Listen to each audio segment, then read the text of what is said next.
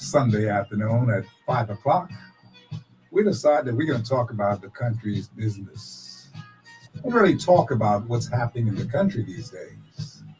Today on the show, we will be talking about Bitcoins. We're going to be talking about all kinds of investments and stuff like that. We're also going to be talking with some people who are in from Florida and also some people who are in from Arkansas. You know why we're going to talk with them? Because they have all kinds of things that they are proprietors of. You need to get that. And interestingly, nobody even knew this.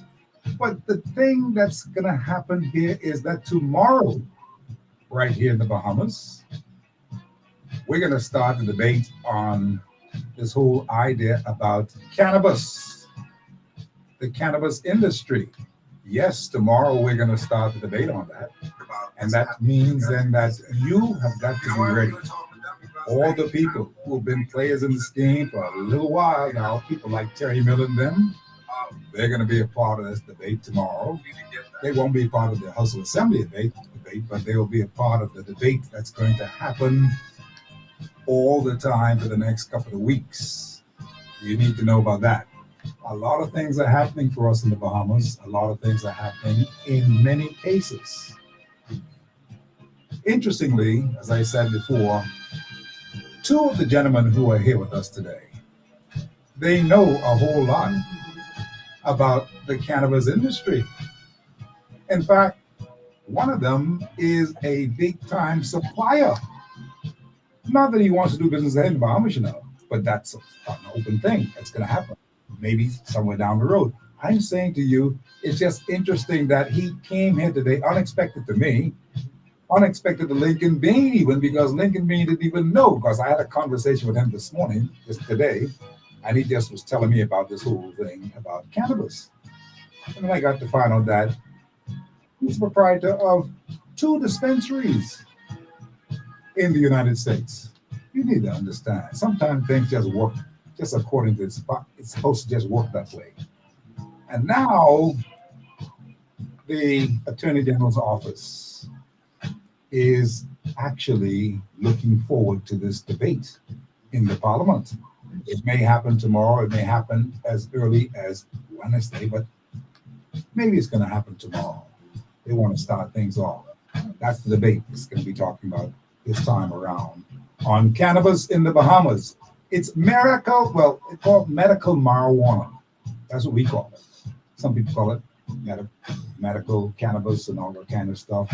Fancy names, but the whole idea is that some people want to be a part of it, and the people who want to be a part of it need to be a part of it, and they are willing to be a part of it in no uncertain terms. And they're going to be mentioning that. You better believe that.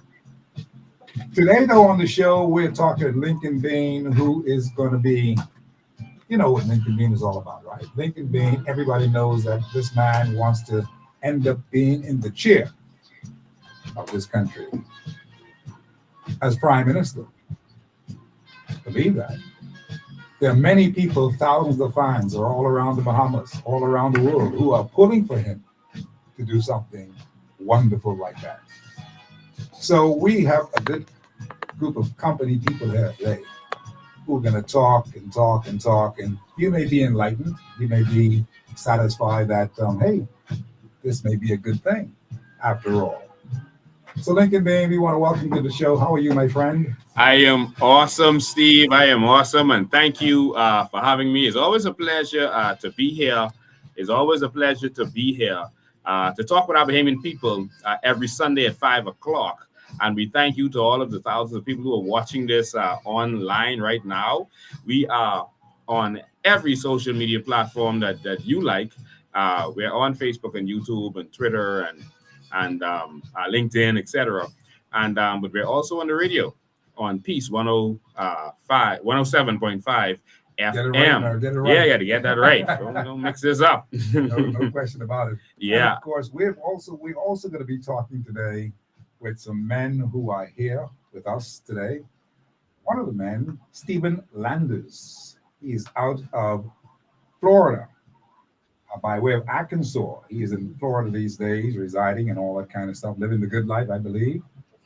And of course, we're also going to be talking with Ben Smith, who is from Arkansas. They were buddies once upon a time. I believe that they were buddies once upon a time. Yes. And now Way that's what's been happening. So I want to say hello to them both and see how things are going. Good afternoon. Hey, Steve, how are you? How you been? Well, I tell you, it's just a pleasure to be here. Obviously, I understand why Lincoln is on this radio station because you have the best voice in radio Yes, he does. of all time. Yes. It's amazing. I I was swear I thinking could the sit same. here and listen to you talk. Well, I that's mean, great. it's a lot of fun. Oh, So, don't make me feel too you got a good. face for radio too. That's great. That's even better. I used to be on television one time. I was handsome. I believe that. I believe that. You That's can all do it it. is. There's no doubt you can do it. But listen here, Dan, how are you? Good. How are you, sir? All is well. Yes, You're a sir. little shy. First time on the mic. That's it. First time. But listen, Many time on YouTube. First time on the now Bohemian you're radio in the station. big time. Now That's you're in the right. big you're on Peace 107.5. You're in the big I've time. made it. So we're happy to have you both here today with us. Thanks. And we hope that you can enjoy this conversation and make this thing Absolutely. very, very worthwhile as we talk about things today. Lincoln Van, let's say you, man. How you been? I have been awesome, phenomenal. You know, I've been in this work, traveling from island to island, fighting for our people. And so, again, ladies and gentlemen, I want to thank all of you for being here. We're going to have an interesting conversation today about the new Bahamas and things that needs to happen and things that are happening. So, ladies and gentlemen, I'm trying to put on my radio voice. Steve, I'm almost there. Radio voice. Of course, these guys from the United States of America, and they have a lot of expertise in different areas. One of them especially is Bitcoin, Bitcoin mining, et cetera, et cetera. But we're going to talk about some stuff today. But before I get to that, I want to talk about the hot topic around the world today, just to bring it up and mention. And the hot topic is really Donald J. Trump. That's right. And it's so Good coincidental. old Trump. Yeah, good old Trump. They tried to take Trump out, eh? Yeah, they My tried My to. goodness. Hold them back. Yeah, but that's not gonna work. But what's so interesting, for all of you who are watching this from wherever you are, you know, we had an incident where a whistleblower in the Bahamas was shot while he was doing a live, and I was shot. Trump was shot while he was doing his live rally. And you know, there are always people who try to silence truth tellers. And the one way I decide on who I'm going to follow is whoever the status quo is attacking. If the status quo is attacking someone, I'm with them because it's a reason the status quo was attacking them. And I've learned that from even in the Bible. You know, the status quo was against Jesus. In fact, they killed him. They killed all the They prophets, crucified him. and they killed all the disciples. Absolutely. You know, they killed Martin Luther King.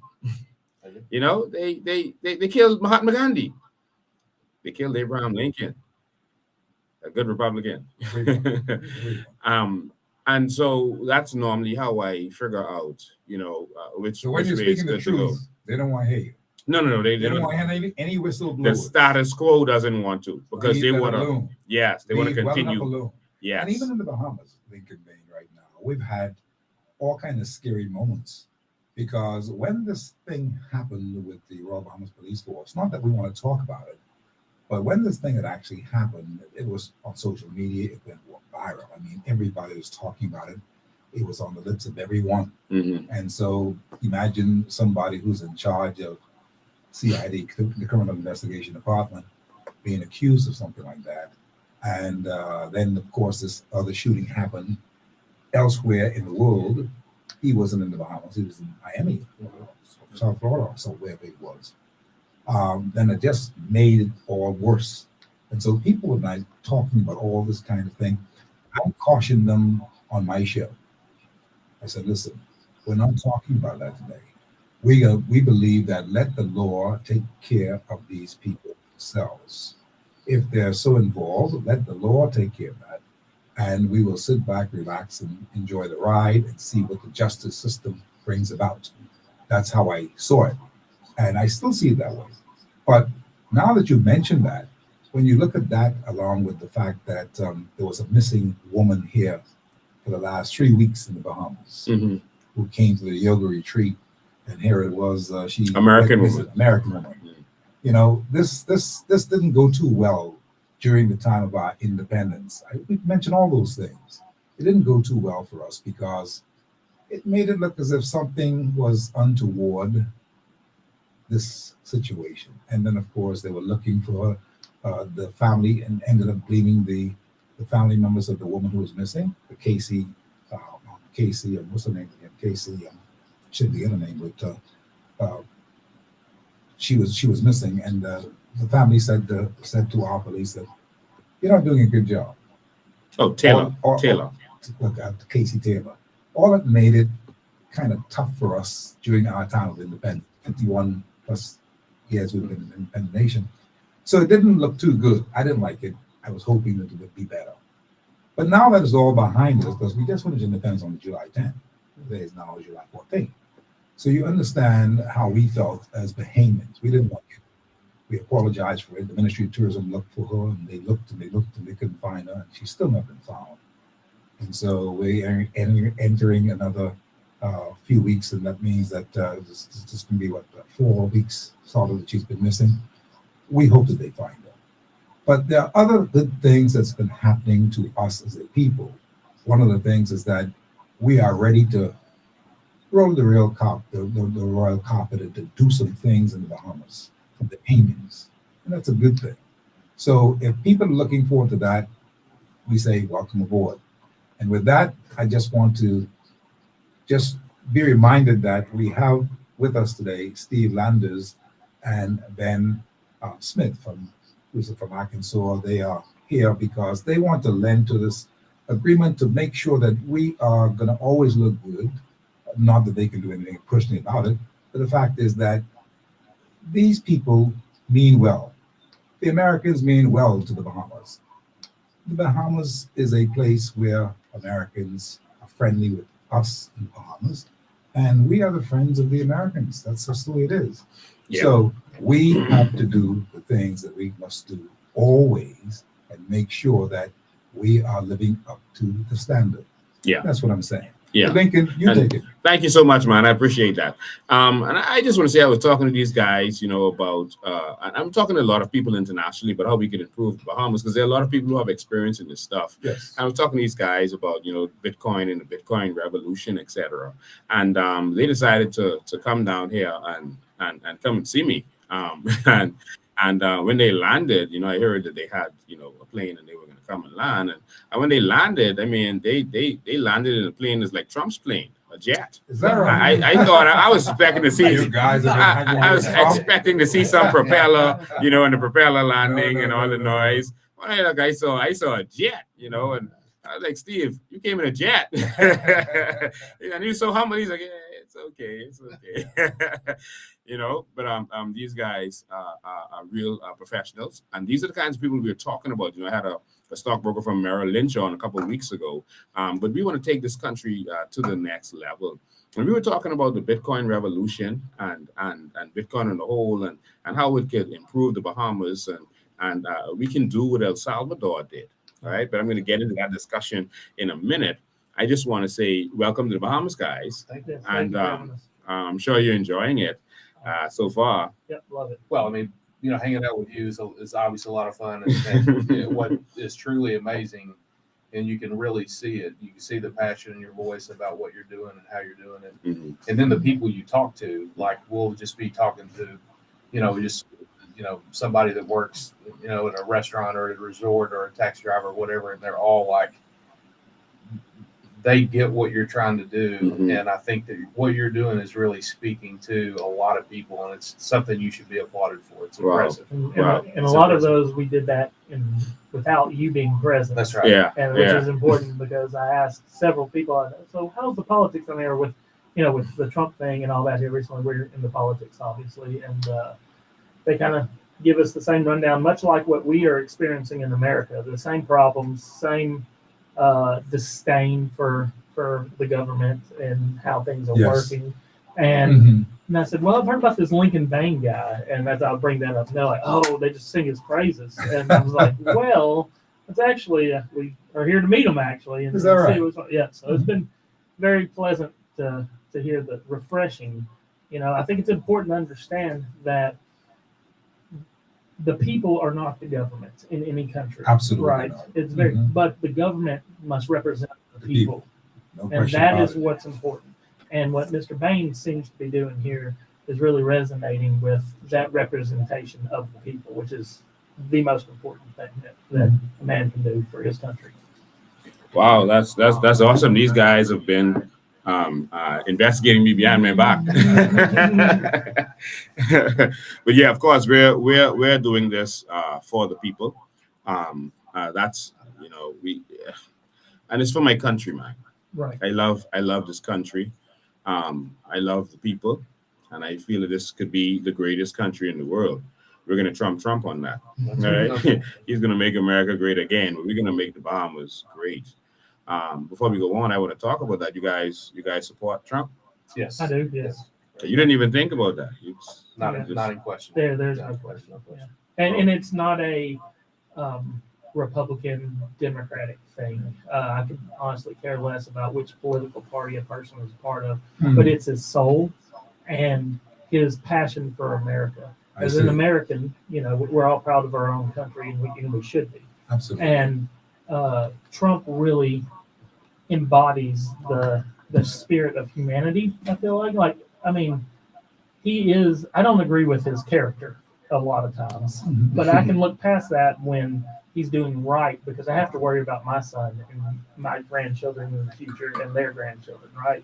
And I feel like that's what he's doing is going to help create an environment in America that we can push that forward. Now, there's going to be a lot of pushback and blowback from the people in charge and people who hate that, his character. And I really feel the same with Mr. Bain here about when I've spoken to Bohemian people, that they really feel the same way as I feel about for my country. Wow. What about you? No, there's no doubt. I mean, what I think that Trump understands more than anybody is that, at the end of the day, as a business person, if I spend money on something, somebody hands me a bill and they expect a check. And, a lot of the lifetime politicians that have been in our government have no idea what that's like. They have no idea what it's like to employ someone or to, provide a tax base for, a community. And, I think that what Trump is really fundamentally wanting to do is restore democracy, where it is not the federal government is not necessarily running everything, and they're trying to get it down to the community and get it down to where, because what's right in my community may not be what's right in someone else's community. And so the local government, to me, and the smaller government that they have more accountability to, I think is something that he is ultimately for, and trying to reduce the waste. I mean, we spend, if you look at the Congressional Budget Office's, explanation of what we spend money on, it's insane. I mean, the insanity of trying to figure out putting shrimp on treadmill. I mean, we literally pay someone to do that. And those are the kind of things that need to change, funding countries that hate our guts. I mean, we don't need to be doing that. I mean, we should fund friendly countries. That's right. That's right. And we're Friendly countries like the Bahamas. That's right. Like Exactly. Well, I mean, yeah, the relationship between the United States and the Bahamas should be one of the most firm foundations that we have. It should be just like us in Canada. That's right. We're so close in proximity. There should be, a lot of love. We Americans spend a lot of money down here, I believe, in tourism. Absolutely. And we spend a lot of money in Florida. And y'all Yeah, send go them, to but the back. That's what I'm saying. Can't Backwards compare, too, right? right? But Yeah. it doesn't matter. But Let me say this though. I wanted to button this because of some things that you were saying. You're spending a lot of money on people who, in fact, don't really mean the place no good in America. Here we are in the Bahamas. We have a beautiful embassy that we are very, very proud of now. we saw It that looks so, yesterday. it looks Very very nice. nice. It's so wonderful. The other thing is that we now need to look at some other areas that we can see. We are smack dab in the middle of a hurricane season. Hurricane season starts in June and continues until November. We still don't have the kind of amenities that we can utilize because we have all this passageway with all this water, $700 in the sun, and we've got to get to these people. We've got to reach these people. So I'm going to be quite frank with you. Not that I'm doing the job of the Minister of Foreign Affairs, because he is well capable and understands what to do. Very, very capable. But I'm just letting you know, because the lobby is here, that we have to be able to reach our people in these hard to reach areas when hurricanes come. We just had one with Beryl, bombarded the Caribbean, and now we're expecting something to happen here even now. So I'm just as a matter of lobbying, just to say, listen, you think you could use your influence to talk with some people who, in fact, say, well, we ought to be able to send some craft across the Bahamas. We ought to send some helicopter. We ought to send some things that even if we do it on loan. I don't know how the government will do it, because that's their business. I'm not getting in that business. I'm just saying, we don't have these things. My people need these things. That's right. We need these things because we don't have any hurricane shelters. And so at the end of the day, we've got to put our people Steve, in place. Steve, I want to make this clear to you. In the New Bahamas, we're not going to beg any country for anything. Understood. We have the natural resources to be able to benefit our people, and America is going to be borrowing money from us one day. Well, that's good. All right. Just like they borrow money from China, about $500 billion every year from China, America is going to be borrowing from us one day. And remember me saying those words. If Bahamians are ready for change, they will see the first world countries borrowing from us. Just like all of them borrow from a country that is not first world, that is still considered a developing nation. They borrow from China every year. And they're going to borrow from us based on what we have. Well, It's fascinating, spending time with Lincoln and him showing us around. Just, Ben and I's brains are exploding with just looking at all the resources that are locked in, that there's so much money that's not being utilized for the Bahamian people. And I mean, I think it's very clear that that's what you want to do, is unlock that. Yeah, for the Bahamian people. That's right. Yeah, and Ben, you actually spoke to Trump a few weeks ago. Yes, about 6 weeks ago, 7 weeks ago. Yeah, we so I'm the president of the Arkansas Blockchain Council, and there's a group out there called Satoshi Action Fund that actually one of them, the founders, worked for him as the chief of staff for the EPA, friend of mine, and it's probably about 2 months now, and he wanted to know about the advisory boards of what Bitcoin is and cryptocurrency and how we can benefit. Trump wanted to know that. That's right. Trump wanted to know that.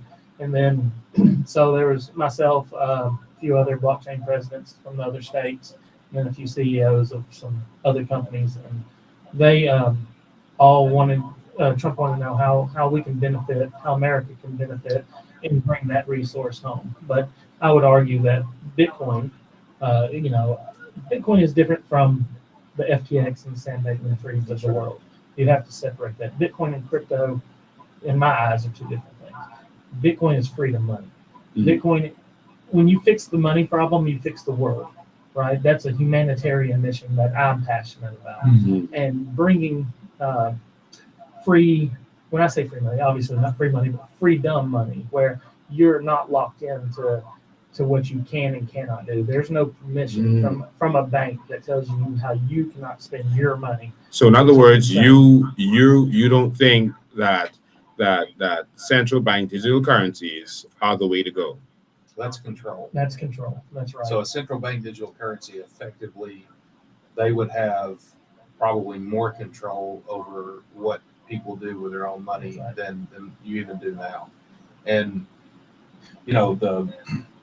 I know that the FTX deal is very fresh on everyone's mind here, and that has to be put aside, because what he was doing was criminal negligence, and Bitcoin is not that. The community of Bitcoin is passionate about freedom and utilizing it for what it is, and not using it for what it is. And I think, and the reason I ask all of that is because it's interesting that Trump was doing the investigation on that and was talking to you guys, because he is not down with the system controlling the people. It sounds like he's about freedom. Because if he is talking to persons to deal with blockchain and crypto, et cetera, that means that he doesn't like the control, how they're controlling the money, how the system is controlling the money, and he's looking towards freedom. Well, he's definitely, America is the world reserve currency, right? Like everything should currently, that's right, and probably for the remainder of our lifetime. However, we don't have to be pigeonholed into one corner, right? Mm-hmm. We can. I think his beliefs and then my beliefs are that you need a variety of sources of income, sources of resource, and he's open to that. Obviously, he's a businessman, so anything a businessman can make money on, they're somewhat, open to it.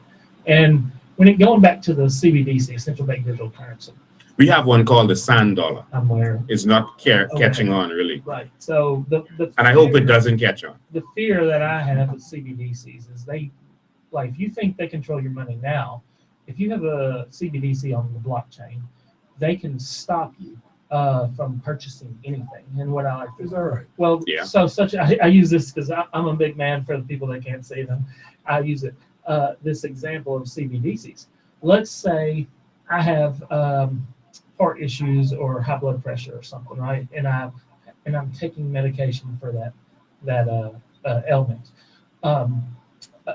I may go out here and buy a cheeseburger at McDonald's, right? Mm-hmm. Well, I may eat it twice a week, 3 times a week. Well, in the CBDC, they could say, especially in a socialized healthcare system, they could say, well, if we're paying for your medication through the socialized healthcare system, have something to do with what you eat. right? We got to worry about what you're eating, right? And they'll just you can deny DOS, denial of service, and on the blockchain, they could literally tell you, no, you can't go get that McDonald's. Now they're doing it in China right now. That's right. Yeah, or travel. Yeah, or travel. Or you're spending too much money on fuel, and so you got to cut that back. Wow, that's right. Or you've flown too many miles this year, and so you can't go visit a family member out in another country. Or, I mean, there's so many things that they could do to just really lock people down.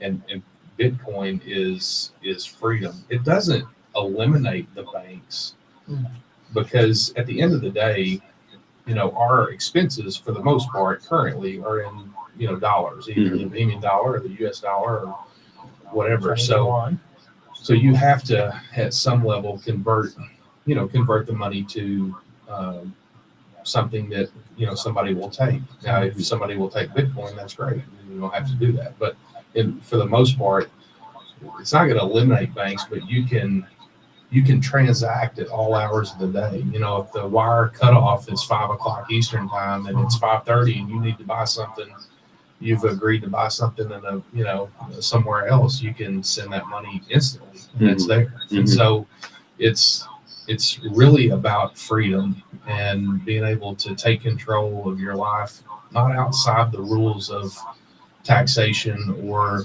that's something that gets conflated, is that people think that crypto or Bitcoin is a way to evade taxes. It's not. It's just a way to do business the way that you want to do business as a person, as an individual, and then you take care of your business and everything's fine. Yeah, I found it so interesting when I heard Trump start to talk about crypto. I was like, wow, where did that come from? And talking to you, I realized what was going on, behind the scene. For Bahamians who don't really know about crypto, can we, like in a nutshell, kind of explain what is crypto and how could it be beneficial to them and to society? Sure. I'll start with Bitcoin. Well, I'll stay with Bitcoin because I'm not what they call a Bitcoin maximalist. Max here. He has a Bitcoin tattoo on it. Yeah, bored one night. But no, so here's what Bitcoin is. Here's the example. Say you're a businessman and you were in Kiev when the war started and Russia invaded, and you were worth $1 million. Well, generally, a businessman doesn't have $1 million sitting around, right? It's usually in his assets, his business, his home, his office, whatever it has. Russia invades, and you must escape as a refugee to Poland. right? You just lost $1 million. You have it in traditional wealth fiat in the bank. Mm-hmm. The Ukrainian government allowed you to withdraw $3,000 and liquidated the rest for the war effort. You just became poor. Just like that. Just like that. Mm-hmm. You have it in our traditional store of value, which is gold, right? Well, I have to travel and secure that gold. $1 million worth of gold is not only heavy, but I'm passing a bunch of guys with guns headed one way, and I'm trying to get the other way. How am I going to secure it without them robbing me, right? Mm-hmm. Or I have $1 million worth of Bitcoin.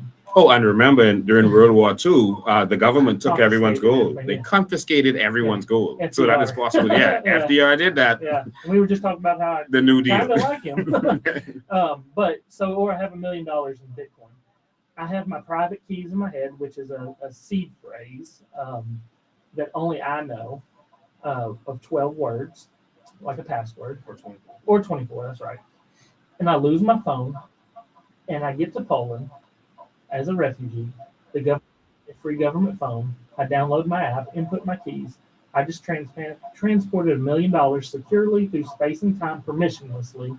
I didn't have to ask In your anybody to pocket. do it. In my head. Wow. In my head. Because if I don't give you my keys, if I don't tell you my password, you're not getting my money.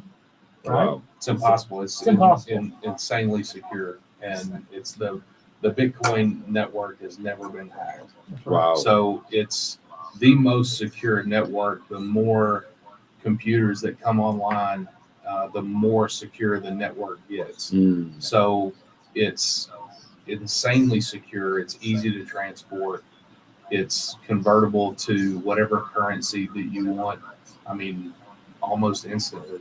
But see, there's some people who think Bitcoin is a scam because they don't understand it. What do you I've say been to that? scammed on my own in Bitcoin. It's a lack of education, right? Mhm. There's bad people all over the world in every industry. Mhm. I mean, you can walk down the street and Doctors, lawyers. somebody gets you. It doesn't Yeah, matter. it doesn't matter what industry you're in, there's always bad people. Mhm. But as you learn and you become educated, that's the key to anything. It must educate yourself about what you're doing, Mhm. especially your finances. And once you conquer that education, then it's very secure, it's very safe, and it's not a scam. Mhm.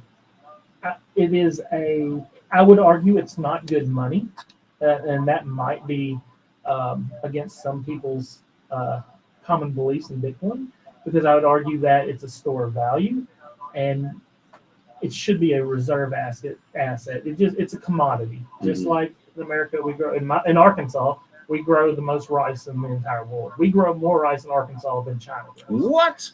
So Sure. yeah, it's insane. So I understand commodities, being a country boy growing up on the farm. Mhm. And it's a commodity that we can store value through space and time.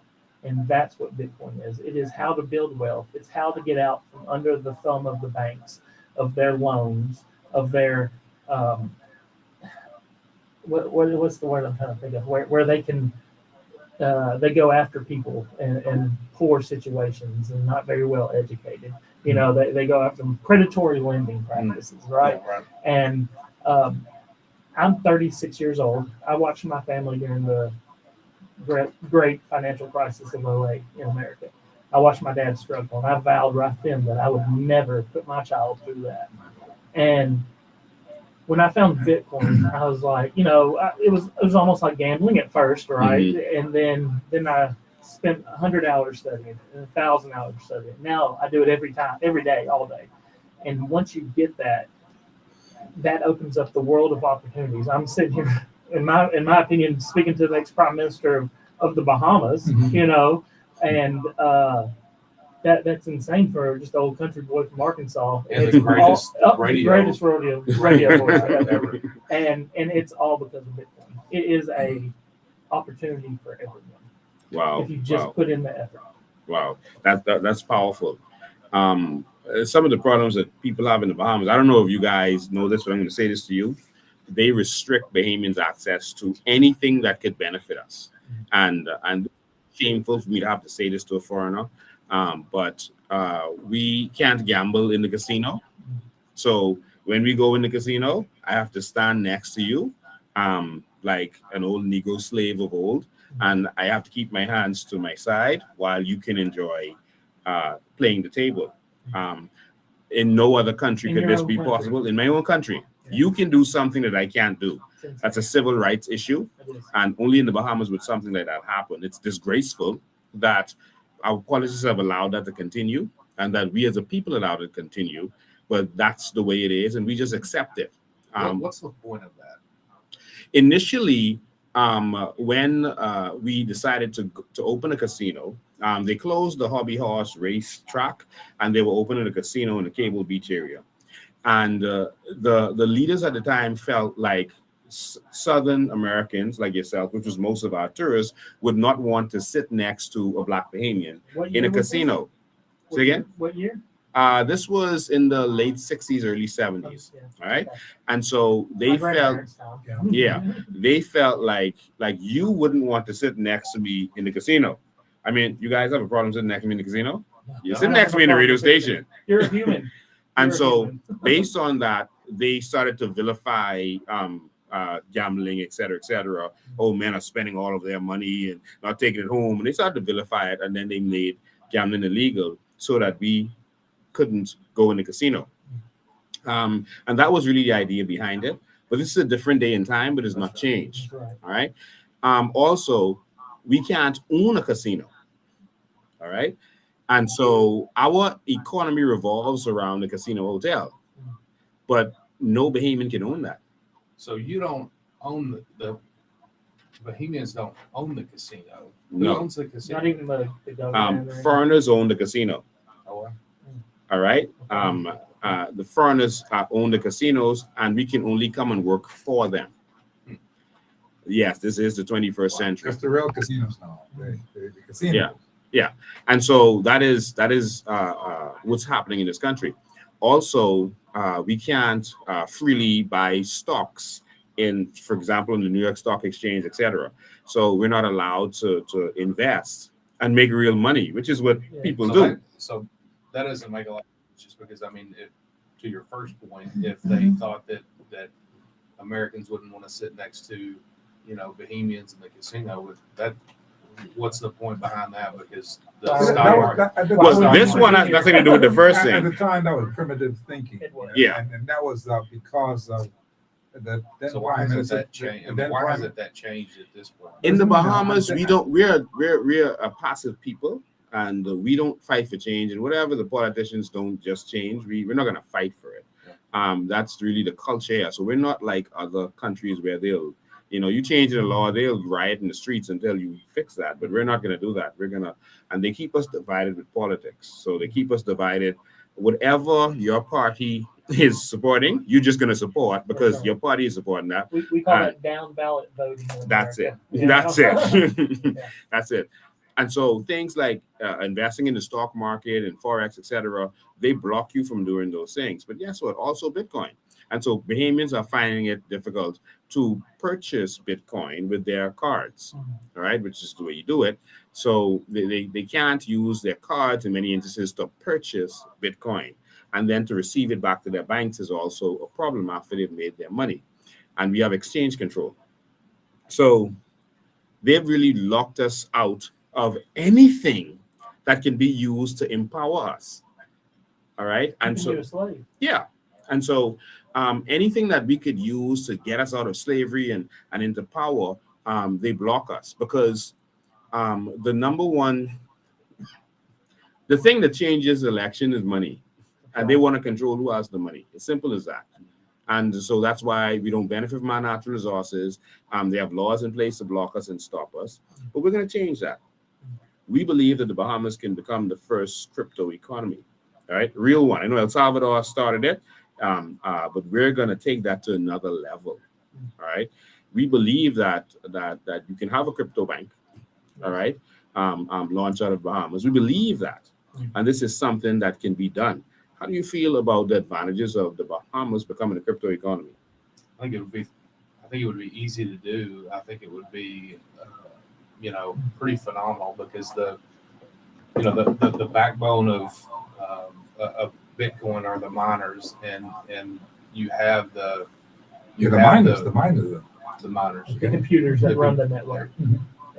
Nobody with pickaxes. I know they all. I- We have to Explain explain it all that the all the time. I mean, I was explaining it to my parents, and they're like, "Well, you're digging a hole." I don't understand. So Yeah. it's nothing like that. It's just a computer that's dedicated to enhancing the security of the blockchain by solving complex cryptography. And that's basically what it does. And the miners are the backbone of that.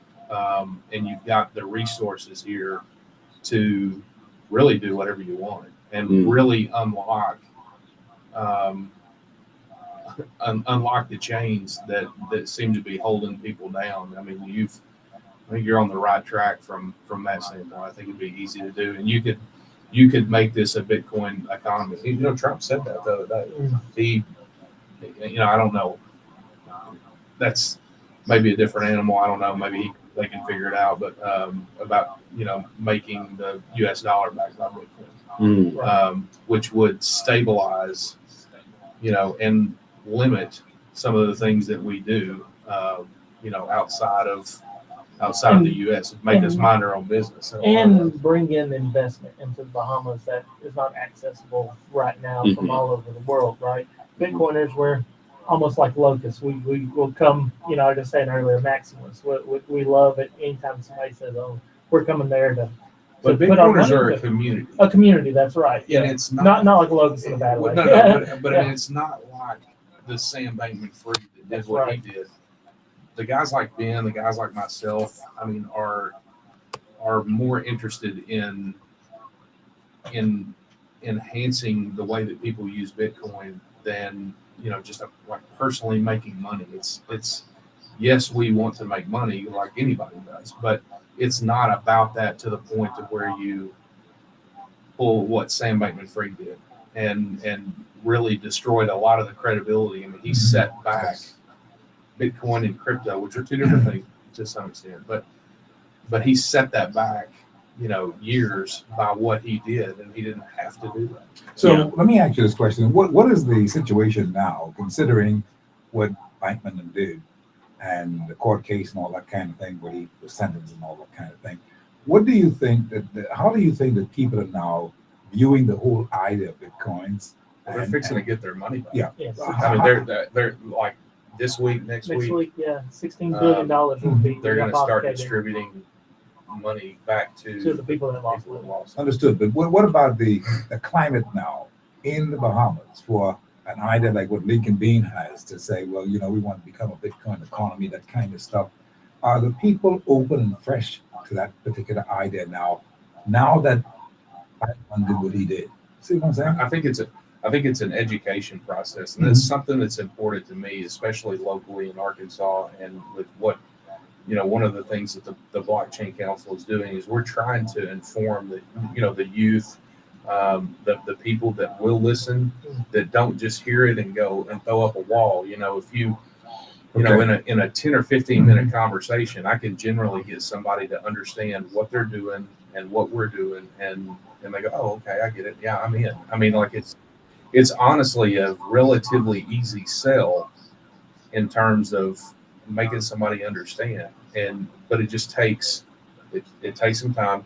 One of the things that I always encourage people to do, like I can tell you about Bitcoin all you want, but you've got to do your own research about it to understand. I mean, there are so many, like I would say the Bitcoin way is the Bible, right? I mean, in general, like it's a great primer for people to get their hands on and read and inform themselves. And then there are so many people, high level, Michael Saylor. There's so many people that have a intense knowledge. And I mean, Michael Saylor's got what? Billions of dollars. I mean, he is buying Bitcoin as fast as anybody. He's taken his stock from $400 a share to $1,200 a share simply by buying Bitcoin. That's all they do. So is there any plans? Excuse me. Is there any plans for there to be some kind of major investment as far as the information flow is concerned, so that you can teach people in the 15-minute thing that you're talking about?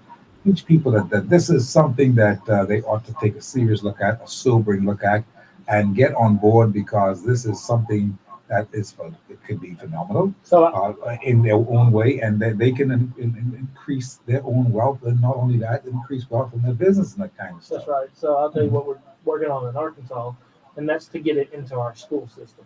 I'm not educated on the Bohemian school system or anything like that. I'm literally just here to meet Mr. Bain in person, and we're working to get the Bitcoin standard placed into the school curriculum. That way, our kids can grow up with some financial understanding of their future. And obviously, that benefits Bitcoin, because anytime a person uses Bitcoin, it secures the network and makes it more valuable. I would argue that in the Bahamas, it would probably be easier to do that, because we're starting from essentially nothing, right? Like in America, we're fighting huge financial Yes, places, markets and right? all that kind of stuff. Y'all, because you they said you're 51 years old, want to right? keep their own thing going. But I mean, y'all's nation is 51 years 51. old, right? And I think, yeah, okay. So 51 years old. I think back to when America would have been 51, and I've been in the 1820s, 1830s, right?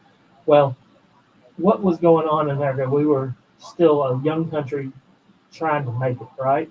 And so I think about the Bahamas as a young country that it has the potential to blossom and become a beautiful, not that it's not beautiful now, but a beautiful oasis of education for people that have been repressed and people that are asking and really wanting help.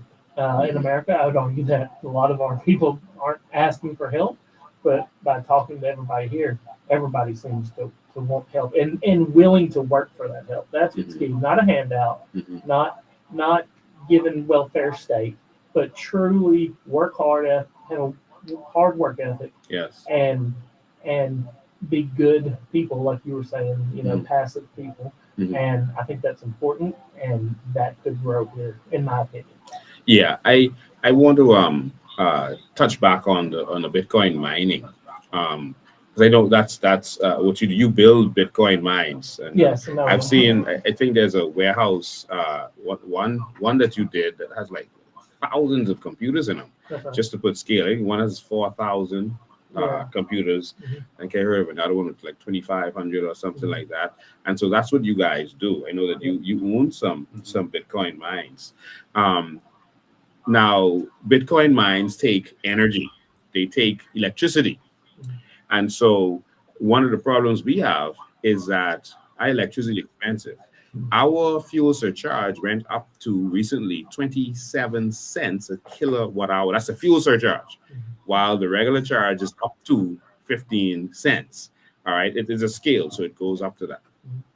That's way too much to do any kind of. You can't even live doing that. It doesn't make any That's sense. very unattractive for any industry. Yes, whether any it's Bitcoin mining or anything down here. Or living as a human being. That's right. And the reason this is happening is because we have corrupt governments who, the politicians from both the Progressive Party and the F&M own the company that sells the oil to the electricity company. Right. And because we are so divided politically, we continue to suffer while they're making the money by making us suffer. Yeah. And so that's really what happens. So it's difficult for us to do anything. We use under 400 megawatts of electricity in the whole country, and so it's like 300 and something million megawatts of electricity. And I was talking about Arkansas recently, and the miners that you guys have in Arkansas alone. That's right. How much megawatts does your miners in Arkansas use? So in Arkansas, we use about 375 megawatts. So that's just for miners. Just for mining. That's right. They use more megawatts, or about the same amount of megawatts for mining, just for the computers that do the crypto mining, as our whole entire country uses. Serious. So that means that you have a lot of electricity problems. Like your electricity has to constantly be down. So here's because we can't keep ours up. The other thing is that we're not using energy that would be used for something else. We're actually using our excess energy, and that's it. Wow. So when people think of crypto and they That's think of excess mining, energy? that's That's excess right, yeah. energy. So how it works is we have something in America. We have something called the MISO market. So Mhm. let's say my utility provider, Entergy, is mine in Arkansas. They provide our state with power, and let's say Oklahoma, OG&E, needs power that day for maybe a heat wave or something, right? On the MISO market, the OG&E would ask Entergy to send them more power, that excess amount of power. So we'd go, or linemen would hit switches and send that power towards Oklahoma, another state. What Bitcoin miners do is we go around, that's not happening every single day, but we have a demand that we must meet every day, right? Like if we need 100 megawatts of power for a given area, then that generator cannot be throttled back and forth. Y'all's diesel generators, it's either all or nothing. The input has to be there and to equal the output of that generator, right? So if that generator can create 100 megawatts, that's all it can do. It can't do 90 megawatts because that's the demand, okay? So there's that excess of 10 megawatts. For Bitcoin miners, we eat that excess because they may sell it for half a cent a kilowatt hour Wow. to Oklahoma, but they can sell it to a Bitcoin miner for 4 cents a kilowatt hour. So they're making a lot more money, and it's beneficial to us. And then they call us up on, say, when Oklahoma needs that power. And they say, Ben, on Thursday, it's going to be 110 degrees Fahrenheit, and between the hours of 3 and 7, you must shut down your farm in order to feed back that power to the grid. So we shut down, quit using that source of power, and we're then sending it out to the people that really need it. Wow. So that's how it's a balancing effect. You talk about your grid always having blackouts, right?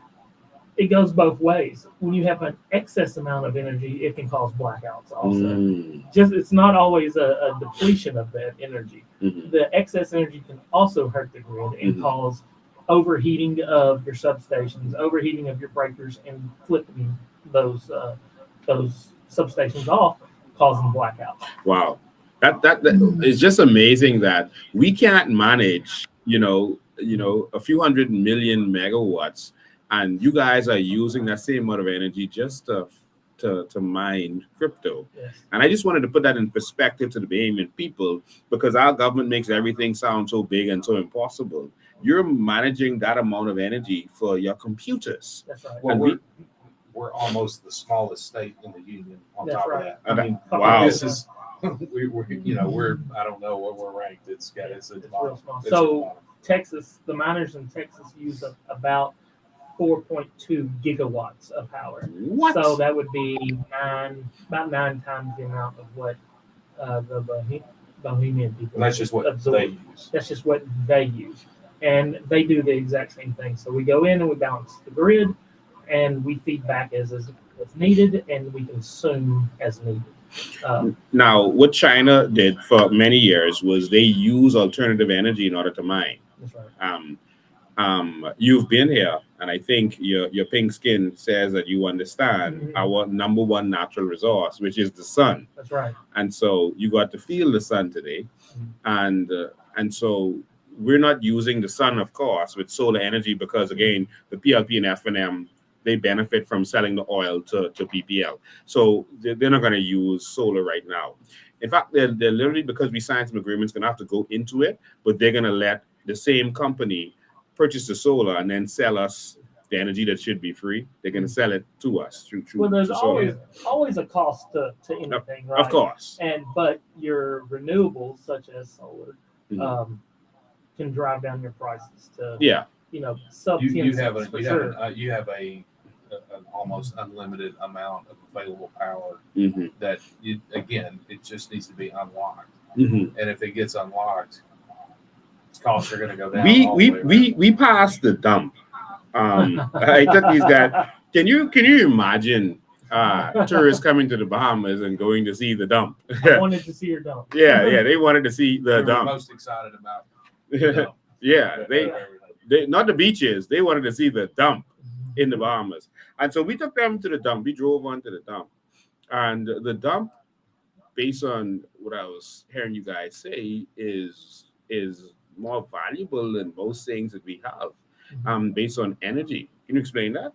It's just an unused, untapped, resource. The methane that gets locked into waste is unlockable, and it's mineable with Bitcoin miners, and you can do this while positively affecting the environment versus negatively. Those same diesel generators, because we do this in West Texas, we tap into the oil sites out there. The first thing they bring up is natural gas, right? And they take that natural gas and they repressurize it, send it back under, and that hydraulically lifts the oil out of the ground. Then it's separated because it's so remote. It's not valuable enough to load up on a truck or pipe out that natural gas somewhere. So we light it on fire, because methane is a huge greenhouse gas. So when we light it on fire, we convert it down to carbon dioxide, and which is still bad, but we breathe out carbon dioxide. That's something we just can't help, right? As long as we're going to have oil, we're going to have it. But then we take what we call gensets, a diesel generator, much like y'all have at that power plant I saw, and we pipe in natural gas, because you can convert the diesel generator to consume that natural gas, and then we buy it for very, very small fractions of a penny to mine Bitcoin with. Setting Bitcoin mining aside, you could power those generators that you have out there out of your dump, because organic material. So we can create electricity from the dump. That methane. You were telling me that in the past y'all had dump fires all the time, right? Yeah. And it's because of the burping of that methane. That methane ignites it under the soil there. The organic materials such as your food waste and all that burps off methane, and it gets hot and it combusts, right? We could pipe that out and send it to generators, and you could not use diesel, right? to burn it, right? Yeah, so there was a company that offered that to the Bahamas before. It's called Waste to Energy, is what it really is, and they, I believe that some money was paid under the table based on what they said to me to government officials, and there was a big scandal with a letter of intent that was written signed by someone who shouldn't have signed it. And then they never went forward with it. And in talking to those people, I told them, you should have known that this wouldn't go forward. Right. I don't care how much money you pay the Progressive Labour Party. They are making money, both them and the FNM, by selling the oil. Why are they going to let you use the dump in order to power the country and lose out? And that's not a one solution fixes all, right? When it comes to the utility market, has to be a good mixture of resources, because it could be, if we're talking solar, it could be a cloudy day.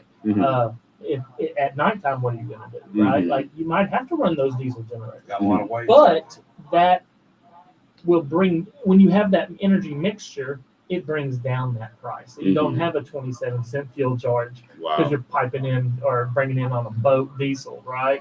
Like, just creative ways if we want to really prosper the country. Now, I don't want you to be confused. The fuel surcharge has nothing to do with fuel. Oh, in America, that's what it does. That's what it but means in the Bahamas, they just called it that. Okay. All right? It actually was to pay off a loan that the power company had. So they called it a fuel surcharge and started charging us that. But even when the loan was paid off, they just kept doing it for years and years and years.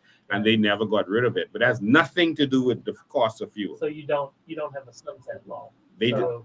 We call them sunset laws. Once it's paid for, that then goes away.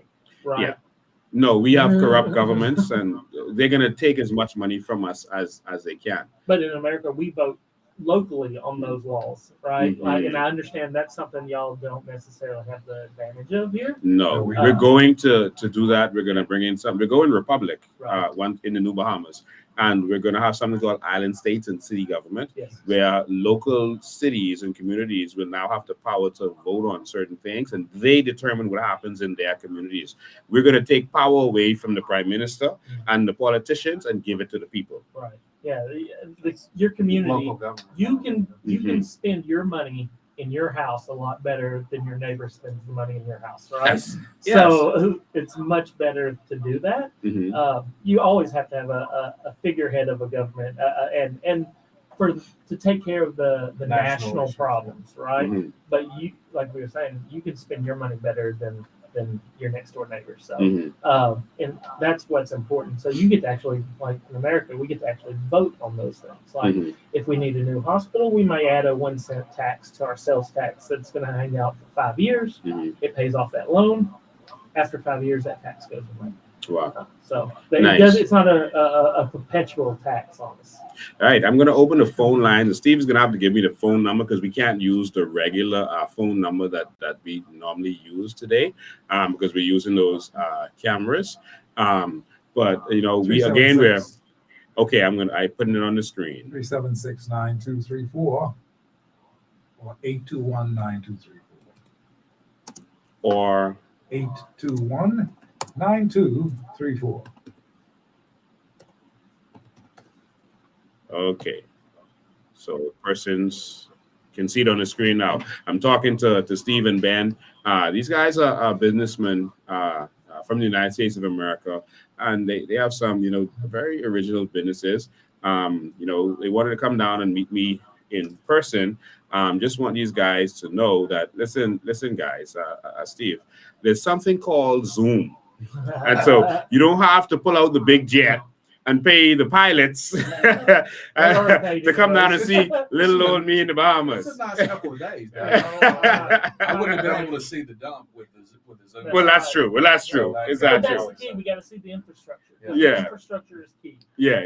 Definitely. These guys pull out the jet to come and see little old me. I can't wait for us to sit down and have a conversation with Trump and see where we can, how we can work with America to take this country to the next level, Right. and not have it taken over by other people. We're having some of the same problems that you have with immigration, etc., and inflation and all these kind of stuff that we want to fix. But thank you for not using Zoom. I had a real good time hanging out with you guys. And so, and you've been watching us this broadcast on Twitter. Yeah. Well, it's now called X. Yeah, X. Yeah, it's hard to say that, right? Yeah. What are you tweeting anymore? Yeah. But yes, I've been watching for probably 3 or 4 months now since I originally started talking to you. Wow. And just trying to educate myself for what problems are taking place here, and just seeing what opportunities lie. You know? And again, the people love you, and it's really amazing what you're working on. Wow. Thank you so much, man. The phone lines are open. You can call us in 376. I'm sorry you can't call a regular number. 376-9234. Let's make sure that's not on silent. Or 321-9234. So 376-9234 or 821-9234. I want to segue there for a second. Make sure this isn't on silent. I want to segue there for a second, and you have quite a few businesses. Okay, someone is calling. I'll get to that in a minute. Good afternoon. You're live. Good day, Chief. How you doing? I'm awesome, man. How you doing? I'm doing great myself, man. Very amazing show, very enlightening. Thank you. Question to you and to the two gentlemen that you have online. Yes. If we as the Bahamas were to get involved in Bitcoin mining, is it a possibility that we could be able to use these Bitcoins that we mine and actually set us in a position to become a foreign exchange hub? Sure. 100%. So just what El Salvador did. Yeah. So what El Salvador did was they have a volcano just outside San Salvador, and they raised Bitcoin bonds. So Bitcoiners literally sent the El Salvador government Bitcoin, which they then converted to dollars, to finance building out a mine at that volcano. They put a turbine using the steam heat of that volcano and spins the generators, operates the mine, and that money goes back to the national treasury, right, in the form of Bitcoin, because they use Bitcoin as liquid tender there. You can do the same thing with the resources, the sun, the methane, trapped methane, hydro here. There's all kinds of stuff that you can do to benefit your people. Which speaks to the community that I'm talking about of Bitcoiners. I mean, the Bitcoin community funded that project. Wow. So there's it's like a brotherhood. I don't know how to describe it. I mean, but everybody is trying to help everybody. It feels like so. There's no doubt. All right, caller. Thank you. All right, you're welcome. So, 376-9234 or 821-9234. 376-9234 or 821-9234. So I want to segue and talk a little bit about marijuana, because what we have done with marijuana in this country is use it as a way to suppress our people and give them jail records and break them down. But when I went to the marijuana expo in Florida, I saw there were young people that were becoming millionaires from this legally and right. and using it to help people with autism and people with other issues, glaucoma, cancer, etc. But here they were sending you to jail for a plant, a tree. Right. Like literally, you make a coconut tree illegal. I mean, it's a tree. That's right. And they were making it illegal. And the thing that I noticed about it, there's something called an oleander plant. That's a flower that you can go in the store and buy. And the oleander plant is poison. People have used it to commit suicide. But you can still go in any nursery, plant shop, and buy it. But you can't buy marijuana. I'm going to let you comment on that in a second. Let me just take this call. Good afternoon, you're live. Lincoln, and to your guest. Yes. You know what's quite interesting? 4 years before El Salvador did what they did with BTC, Bitcoin, I went on a local radio station and I said, I encouraged every Bahamian to buy a Bitcoin, a whole coin, because they would be part of a elite group of 21 million people if everyone had Bitcoin, which many people have many coins. So we know they would be a part of an elite group lesser than 21 million. What is truly sad is it was at that point, the gentleman's name was Mr. Cox on the radio. I said we had $2 billion in U.S. reserves, and the gentleman in the room can say if this made sense. I said, why didn't we just roll the dice on 100 million? How many trillions would we have had today if we had done that at $3,000? It's now 60,000 basically. I think that in 2020, Bitcoin was worth about 3,000 during the halving, and in 2021 it shot up to almost 70,000, and now it's worth 60,000. So that's some serious math right there. Well, it was actually 3,000. That was 2017 or thereabout. I was on the radio. You know what's even funnier? Yeah, turn it sideways. We have our biggest gentleman. We have our biggest natural resource. It's called the sun. We can use that sun to be carbon neutral or net zero crypto. We can turn Grand Bahama. You know where you want to do a Newport, Lincoln, if they don't want to play fair, and I like that idea. West Grand Bahama. You're brilliant, because your port will even be shorter to get to than the free port from the U.S. So you would save fuel, and they would come to your port first. But anyway, make that a crypto city that's carbon neutral, being powered by the sun, and the current running through those canals over there. You could actually have electricity for 20 hours a day free, because you have flat tide, and you would float in an LNG, liquefied natural gas barge, to give you the energy you needed. It comes with the crew, the fuel, and everything. We discussed this back, I believe, in 2014 with John Boswick and myself at the Hilton, to cut our light bill in half instantly. Nassau has a harbor with 15 to 17 mile an hour current. Hydroelectricity there is very viable. So hydro, they've seen solar, it. hydro, solar, and a floating LNG barge to make up the shortfall. This energy problem is not a problem for us, because we have the best sun for the majority of the year. So think about a carbon neutral crypto. This is banking 2.0 basically. That's right. Because the world, once you get digital currencies, are going to gravitate towards something that isn't regulated, traceable, and trackable. And that's when you see the spike in Bitcoin. So this was an issue for 2017, Lincoln, and the 20 million, as we discussed, that they dropped with our NIB money. If they would have dropped that 20 million in BTC at $3,000 in 2017, you would have had $500 million today. I believe you did the math. Yeah. So 100 million would have been $2 billion today. Wow. exactly. 20x. So Wow. we're missing this opportunity from before 2017, but they can't say they didn't know about it because it was nationally discussed in 2017. And we've chosen not to let our people be trained in this. It's basically a commodity, and you're trading a commodity for it. Right. We're not training our people for a conceptual or a digital economy.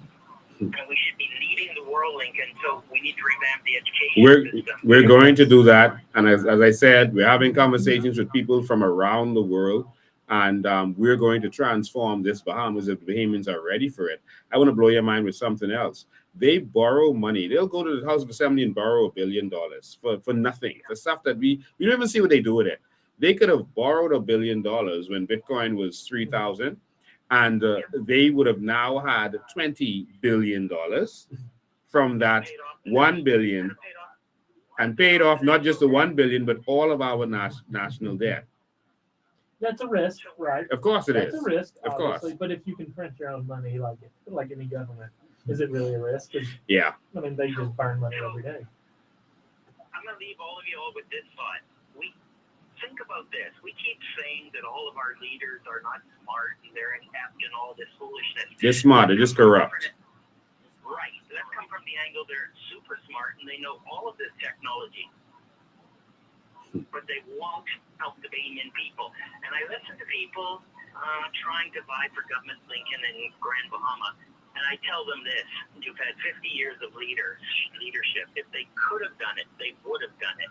Something simple as building a hospital, but they didn't do it. And either they don't know how to do it, and that's forgivable, or they do know how to do it, and they didn't do it, and that's just unexcusable. Anyway, you're on point today.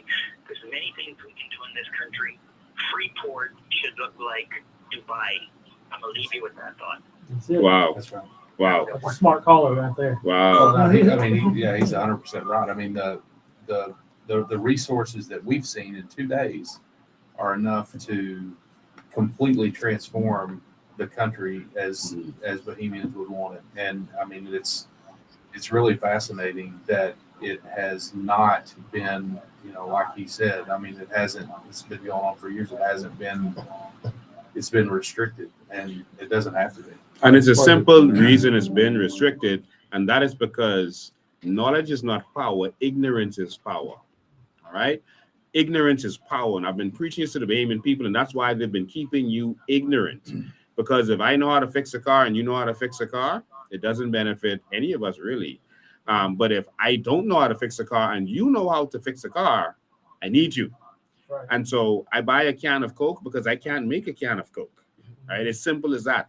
Ignorance is power, and that's why there's intellectual property and secrecy. Because ignorance is power, and they've kept us ignorant.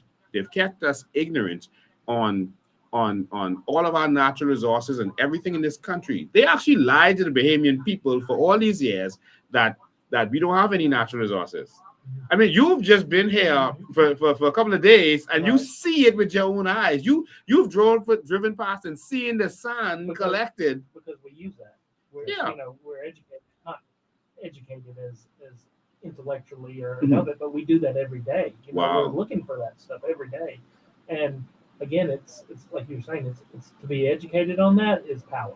And when we come back, we're going to talk about our natural resources again, but in terms of our connection to a stable coin. Can you imagine a natural resources backed stable coin or token? Can you imagine our carbon credits backing our? When we get back, we'll talk about that. We're going to take a break, ladies and gentlemen, and we'll be right back. This is Peace 107.5 FM, your air of success. And today we're discussing all kinds of things here. And I know you're getting a mouthful and a stomach full because you're now hungry for this Bitcoins and all that kind of stuff. I know what you're talking about. We'll be back in just a minute.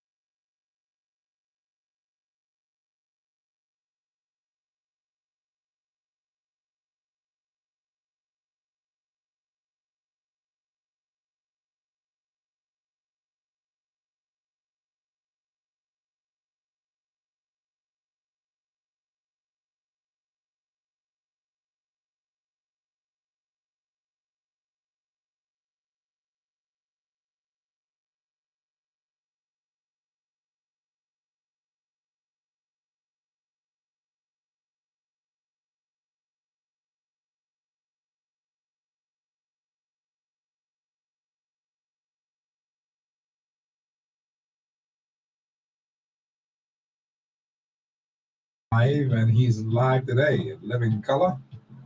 We've got people in from around the country and the United States in particular, Arkansas and Florida. These guys own a couple of things they've called dispensaries as far as this cannabis thing is concerned. Not only that, they know all the stuff to know about Bitcoins and the rest of it. So you may want to hook up with Lincoln Bain and understand what's happening here, because we got a lot of intelligent people in the Bahamas listening to this today. All around the world we are. We're live in Africa, live in Johannesburg, live in London, live in Atlanta, wherever we are. You can see us live. Hello there. We're live today. And we've got you on. You're listening to Lincoln Bain and his special guest on the show here this afternoon on Lincoln Bain Live. And so, Lincoln Bain, so many things to say. I'm listening to you today. Awesome, my brother. I wanted to talk for a second about what we talked about before the break. A lot of cryptocurrencies are not backed by anything. And so that's why some people feel it's not real. We actually have something called carbon credits. All right. And I think you guys know a little bit about that. What Sam Bankman-Fried was actually trying to do was he was trying to steal our carbon credits to back his little token. Right. Because it was not backed by anything. And that would have really solidified his company. But it was too late and he couldn't get it done. And so we can form our own stable coin backed by carbon credit. Let's unpack that. What do you think about that? I think it's an outstanding idea. I mean, we get it going. Yeah, as far as carbon, Just get it going. Just yeah, get it going. well, honestly, It's that simple. it is pretty simple. Yeah, I'm not an expert on carbon credits at all. I've never been a part of them really, but I can tell you how to do the blockchain side of it. There are a lot of. This is where Bitcoin and other coins get convoluted, because there are 17,000 different coins probably. Mhm. There's no Pop up telling. every day. Mhm. I mean, the four of us could make one and distribute it, and in that sense, yes, it's not worth anything. Bitcoin is limited by the number 21 million. There will only be 21 million Bitcoin, and every 4 years we have a halving, and that mining income is reduced. It's cut in half every 4 years. We just had one in April, and so. But that limits the supply. Mhm. The supply demand issue. Right. Last Bitcoin will be made in 2141. So all of us in this room, our kids and their kids will be dead. So we've got a long time. So a stable coin, that's all the stable coins that are out there are backed by assets. They're either backed by gold or Bitcoin or treasury bonds, and so those are tied to the U.S. dollar, and they don't really fluctuate in value, and so it's something that really you could unlock by having a carbon credit backed coin. I mean, it would go like crazy. Wow. So a real sand dollar that's actually a stable coin, which means it doesn't have all of the fluctuations up and down like Bitcoin does. That's right. And that we think that the world will accept. But it's really worth something. If a CBDC and a stable coin are two different things. Mm-hmm. A CBDC theoretically is still going to be inflated by additional supply. When if you cut off cash and you did all of that today and you said we're going to use this CBDC, Still going to print it. they're still going to print it. It's just going to be a digital. What's digital anyway to some extent, but it's just going to be a digital entry into A ledger. a ledger. And so the value of that, just like the US dollar has depreciated in value 7% a year every year for the last 100 years yeah since we got off the gold standard. Right. And so, Bitcoin doesn't do that.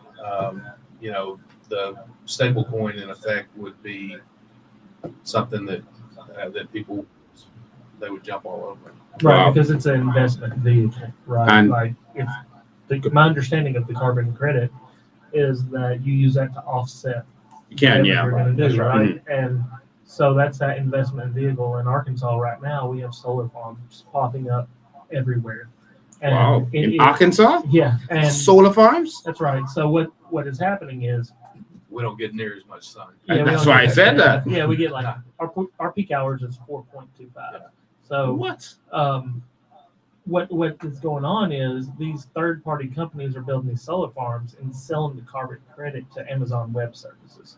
90% of Amazon's income comes from AWS, Yeah. and so they're purchasing the carbon credit from these solar farms. Yes. You could do the same thing with, I think you said, your seagrass. Yeah. You know, It's worth $156 billion per year. it's way more than our I know, solar is yeah, worth, I know. and they're investing like crazy. It's to the point in our state, they're investing so hard that we're worried that it's going to infect our food population for the world.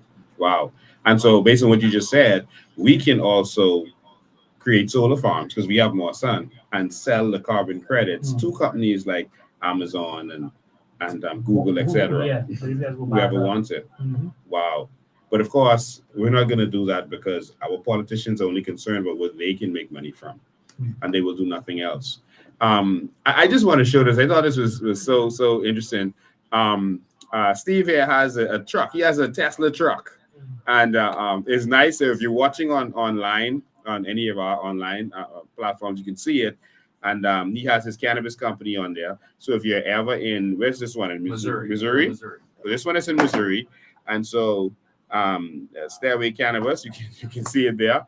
And he has his whole Tesla truck wrapped. How does that truck run, man? So it's, it is the most amazing advertising, that we've ever done, because it's a rolling billboard.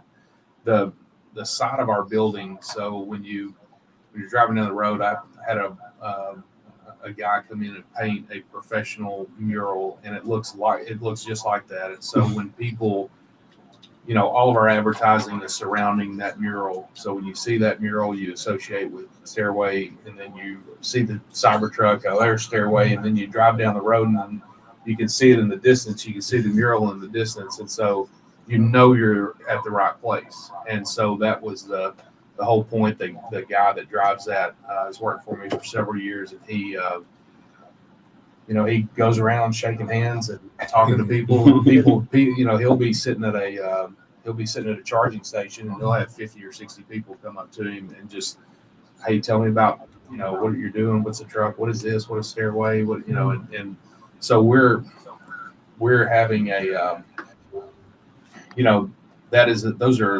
that represents 2 cannabis dispensaries in Missouri, but we're also coming up with a CBD drink that would be something that we could sell, across state lines. We could sell. Wow.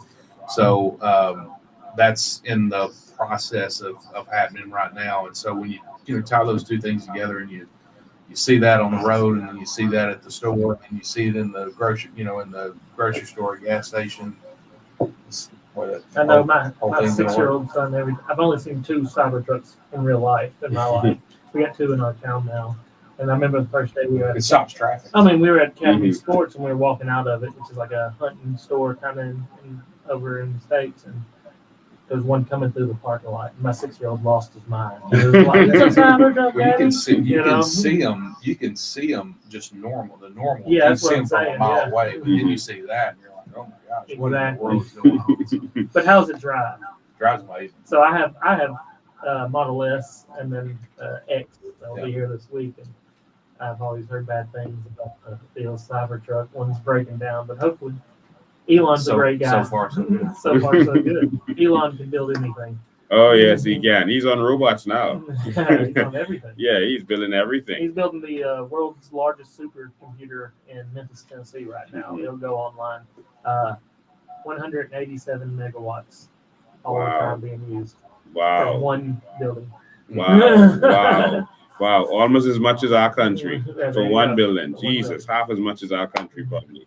But we want a country where we can progress, where we can sit down every day and think about how we can improve this country, things that we can do to make this country better. And this is why I'm having the conversations all over the world with professionals from all over the world to make this happen. Because we're going to take our carbon credits and trade it. So I'm talking to trading experts so that we can know what to do with our natural resources, our return on investment when it comes in. We take it, invest it on the markets, and we'll be able to get it, give dividends to our people, and build infrastructure and do other things that we need, and even lend to other countries. And so, again, my mission, I'm going to feel that we're successful when America comes to us and say, listen, man, we want to borrow $500 billion.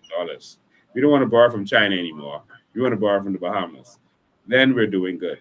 And it's possible. And it's going to happen. As long as you put in the hard work and effort to do it and dream big, you can do anything. Definitely. I think a lot of money because I started to research it because it's something that I wanted our government to do, the marijuana and the CBD, etc. I think a lot of the money, though, is in the extraction.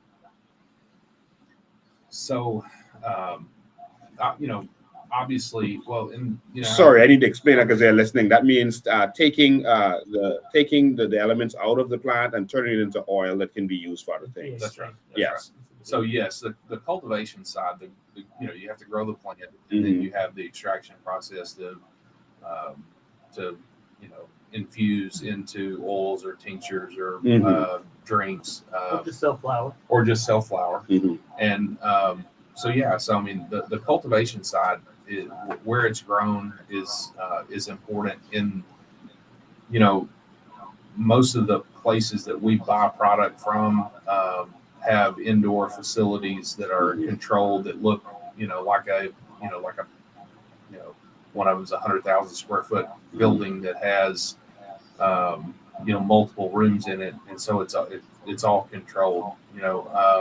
There are outdoor grows, although those don't seem to be as successful as an indoor climate control and everything. So like a hydroponics type That's thing. right. Okay.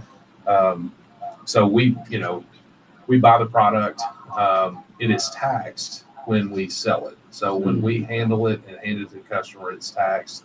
The city, the city gets a tax. The state gets a tax. The states that are doing cannabis operations are loving the revenue side of it. And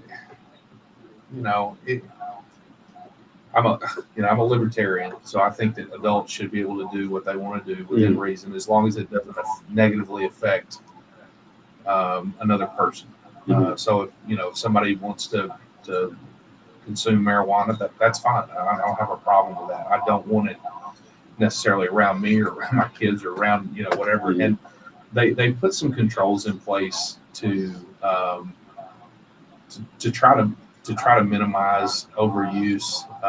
You have restrictions on how much you can buy in a 14-day period. That has somewhat changed now because Missouri is recreational. In Arkansas, it's medical. And in Missouri, if you're 21 or older, you can buy what you want. The revenue numbers from medical to recreational are about 6x. So it's a huge revenue boost. And they naturally, the government puts a little bit more tax on recreational than they do medical, because in theory, the medical is we're supposed to be helping someone deal with an ailment, cancer, glaucoma, whatever. And different states have different bars that you have to pass to even get a medical card. Some states it's super easy. I mean, it's almost any condition. And some states have restrictions on what qualifies, what a qualifying condition is. But they're using the revenue for again, supposedly they're using the revenue to assist in, drug abuse programs and trying to get, trying to help the schools, trying to help the police departments. And it has done a good thing by taking, an illegal, operation and turning it into something where people, everybody can benefit. Right. Presumably, everybody benefits from the taxation and the betterment of the community. So that's awesome. I would tell a story. My mother-in-law she lives with us, and she uses cannabis, medical marijuana. And when Arkansas passed it in 16, I think it was 16 or 17, I told her, I said she has a traumatic brain injury, so she had some, and then some back problems and stuff like that. And they had her on all types of pharmaceuticals, benzoids, opiates, all of them, right? And I said, Sheila, you have a grandson that's fixing to be born, and you can't do anything to get out of bed, and you're a slave to this pill. We need to try something. Let's try this medical marijuana. We went and got her a card. And in 2 weeks, she got off all the hard drugs. I mean, she literally takes nothing now other than 2 gummies a day. And she picks my son up from school, takes him to his karate lessons. It's a game changer in a lot of situations. I mean, there's a lot of situations where people abuse it. Yeah. But people with MS, people with certain types of cancers, people with traumatic brain injury. I mean, like it makes a difference in their life, and that is clearly rewarding to see.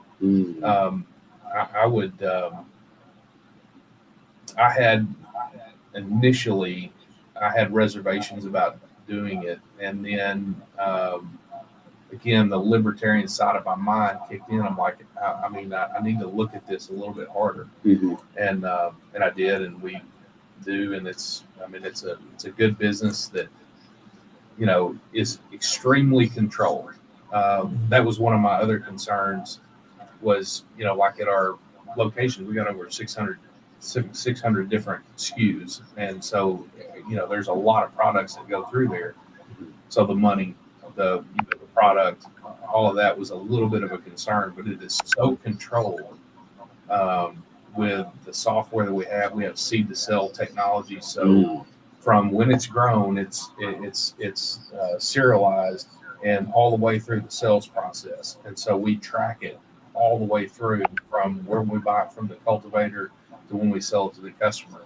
And so you get you have intense controls on the action. So that's good.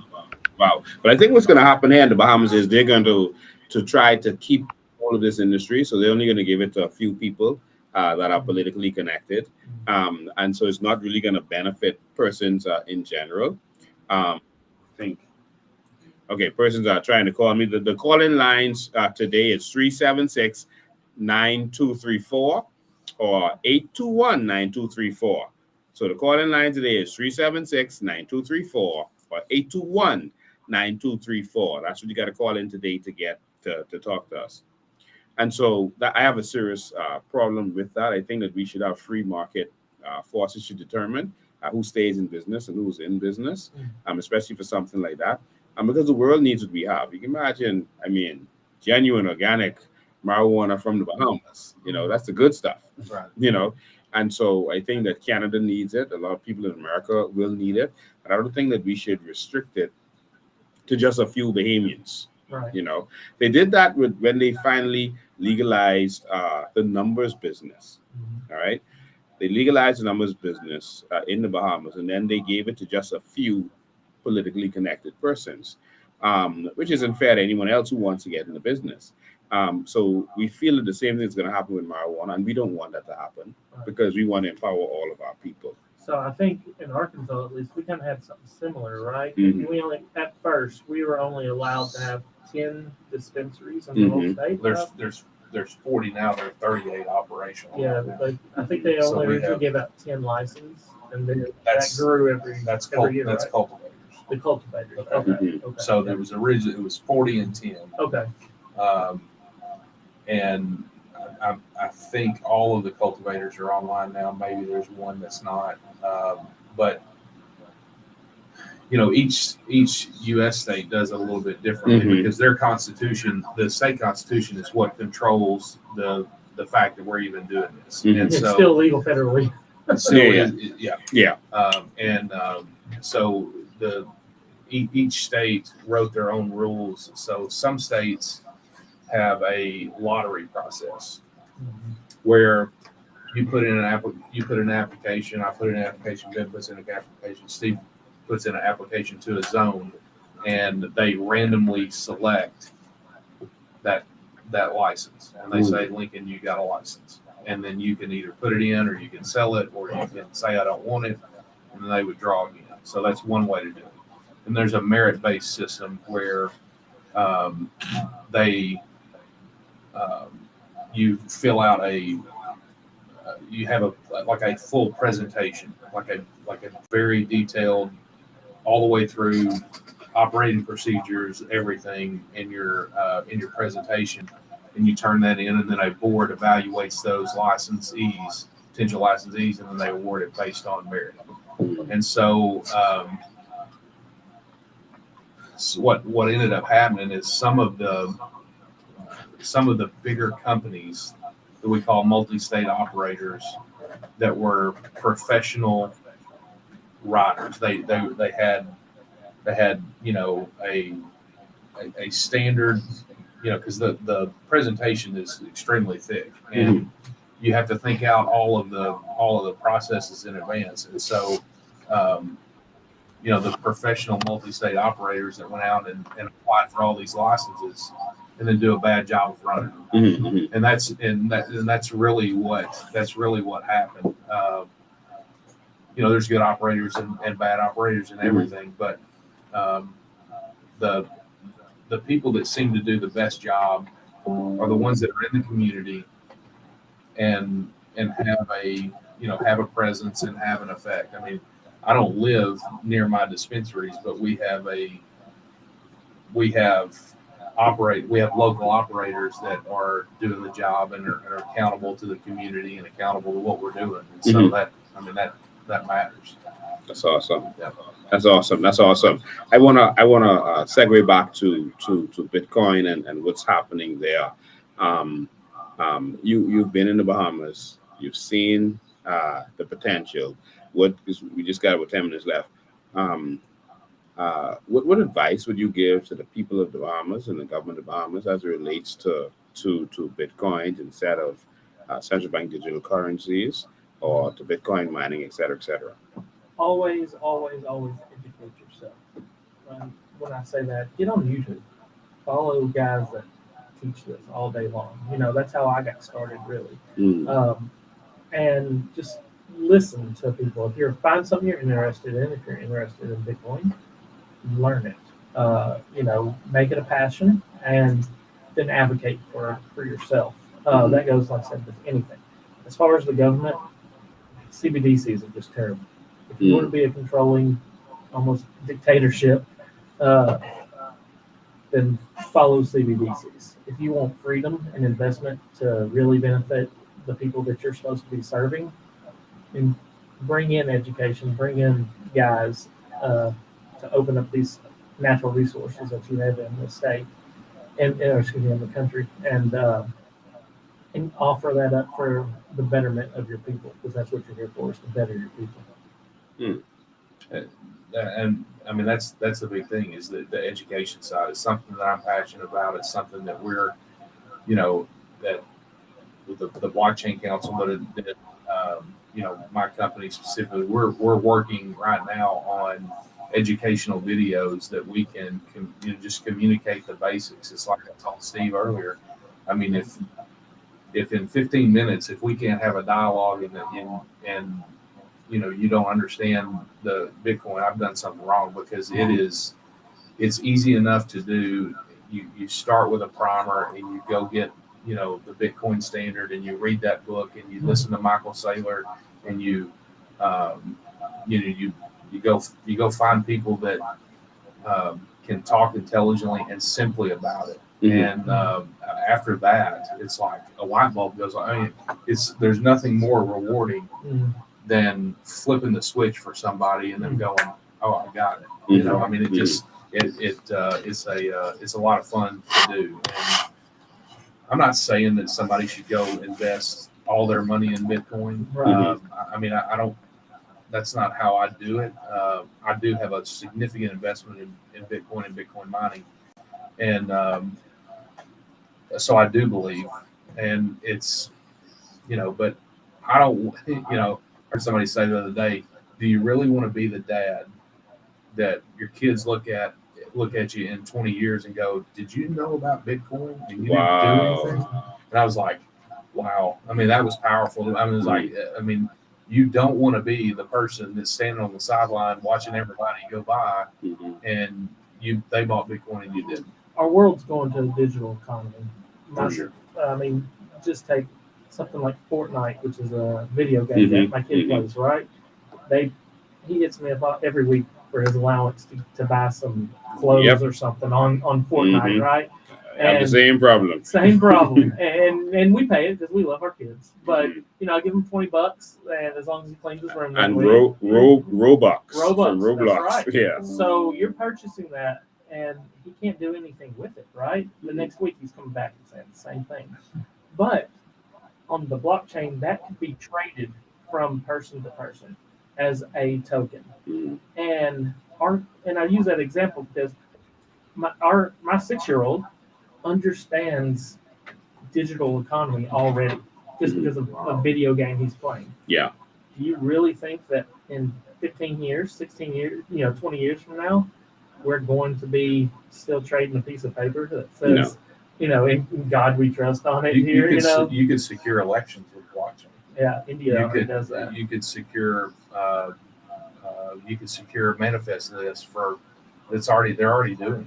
They're already securing manifest lists that for shipping companies. So I mean, it's already happening. It's just a matter of, do you want to participate and learn about the revolution or not? And for me, you'll get left behind. You're going to get left behind.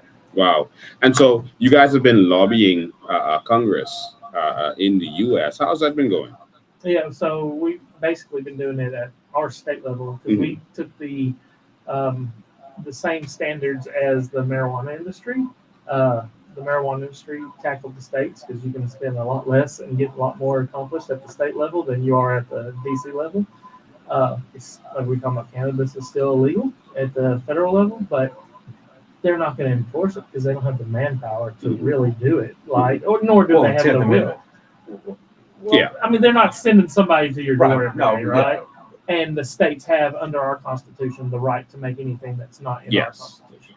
But in reality, they're not sending 50,000 agents out to knock on everybody's door in one state, right? So we took that. We're taking that same mindset at the state level and tackling state from state to do that, to not force, but to play a hand in making our federal government understand Bitcoin. Because if we can do it at the local level, we can get a lot more accomplished. And I know the Chinese have started doing some mining in your area. Yeah, we wrote a bill. They're fixing style. Yeah, we wrote a bill that so our governor.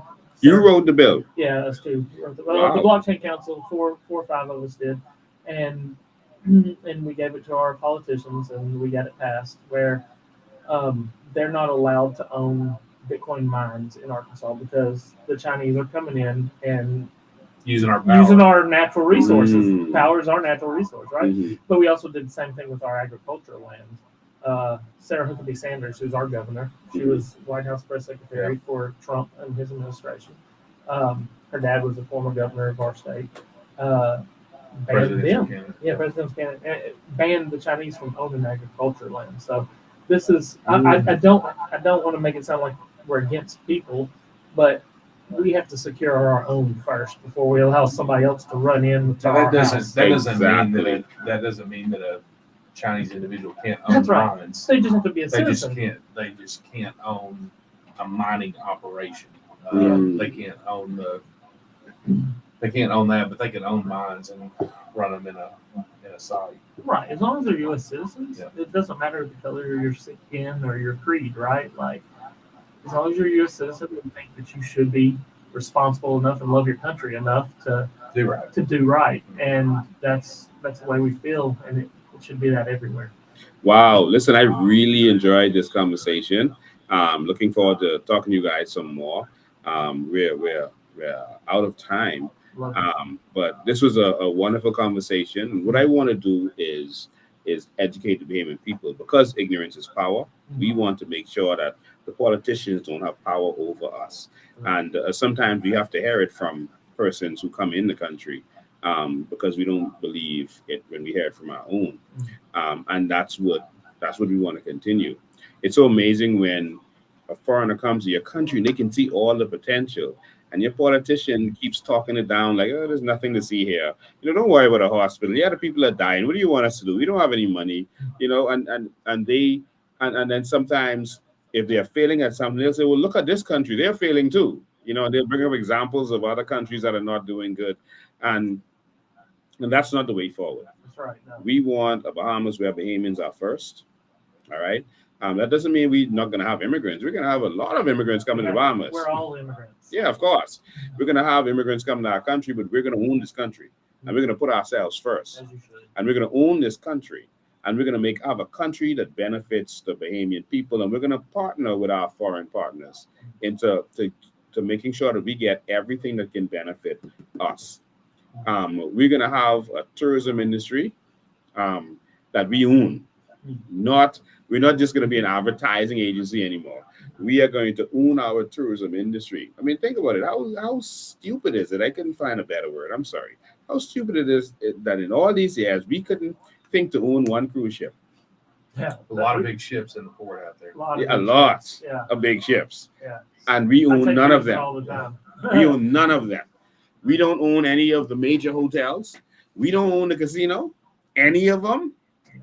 In our number 2 industry, we don't own one offshore bank. Bahamians don't own the offshore. That's our number 1 industry we don't have ownership in. Only the little side crumbs kind of situation, a little small Bonefish Lodge or the little services that supply them. But in the number 2 industry also, we're not allowed to own the offshore bank. Can you imagine that in our country? Yeah. Can you imagine if they said in America, you can't, whatever our number 1 and number 2 industry is, you can't own it. Number 1 industry in America, I'm told, is farming. Imagine if agriculture, they said Americans can't do agriculture in America. That would be a civil war. Like in other countries, it doesn't make sense. Yeah, that's right. All right, weapons is also weaponry, etc. is also one of their big industries. Imagine if they say Americans, you can't make weapons in this country, you can't make missiles and Halliburton, you got to shut that down. That wouldn't work. Yeah, and so this is the country we're living in, and this is why we're having the conversations with other persons from other countries, and hoping that they can talk to Bahamians and say, listen, your whole system doesn't make sense. It should be revolved around you. But thank you for being here. I appreciate it. I appreciate you jumping in the jet to come to see me. We got to go sit down and talk to Trump, but you got to come pick me up. Okay. That's right. You got to come pick me up in a jet and then take us to go see Trump. All right. Yes, sir. Well, ladies and gentlemen, thank you all so much for tuning in. Thank you for calling in with your questions and your comments. We appreciate it. We're going to be live. Remember, every Sunday at 5 p.m. we are live, not just on social media, but also on Peace 107.5 FM. Right. Ladies and gentlemen, yeah, get that right. Peace 107.5 FM. So thank you so much. We appreciate it. We're going to have some more conversations about those things that is going on, all this scandal with the police and all this other stuff that's happening. We want you to know that SIB should not be the body investigating the corruption allegations of Michael Johnson, because SIB is the puppets of, I shouldn't say it that way. SIB is the bodyguards of the Prime Minister and the MPs. That's what they are. Therefore, they are the one branch that is controlled by the Prime Minister. How could you have them investigating this international embarrassment? They're controlled by them. Think about that. All right? So I just want you to know who SIB is. Also, they said they're bringing in Scotland Yard because they can't bring in the FBI because the FBI won't investigate it because they're already investigating the situation that's going on. All right. Scotland Yard has no ability to arrest and question anyone. So how are they going to investigate? All right. We're going to talk about that some more this week. But ladies and gentlemen, thank you all for tuning in. Steve, thank you for having us. We appreciate it. We're going to see you next Sunday at 5 p.m. God bless you. I love the Bahamas. This land is our land. This land is your land. From Grand Bahama down to Inagua, from the Berry Islands all across to Miguana. This land was made for you and me. See you next time. And we want to thank as well Steve Landers from Florida, and of course Ben Smith from Arkansas. Two Americans who are here today to talk a lot of stuff about a lot of things that we need to know. Let's make use of this whole situation. All right? Good.